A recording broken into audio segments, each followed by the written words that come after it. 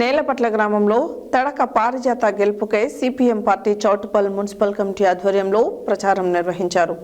ఈ ప్రచారంలో ఎండి పాషా మాట్లాడుతూ గ్రామంలో కమ్యూనిస్టు ప్రజాప్రతినిధులుగా ఉన్న చోట నిజాయితీగా నిస్వార్థంగా అభివృద్ధి పనులు చేసి గ్రామాలను అభివృద్ధి చేసిన ఘనత కమ్యూనిస్టులకే దక్కుతుందని అన్నారు.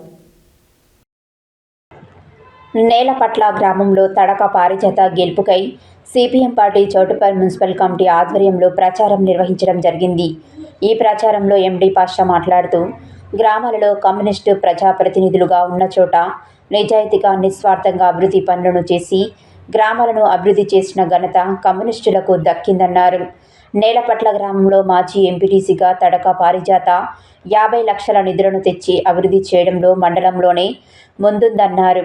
కావున నేలపట్ల సర్పంచ్ అభ్యర్థిగా తడక పారిజాత గారిని అధిక మెజారిటీతో గెలిపించి గ్రామ అభివృద్ధికి తోడ్పడాలని గ్రామ ప్రజలను కోరడం జరిగింది.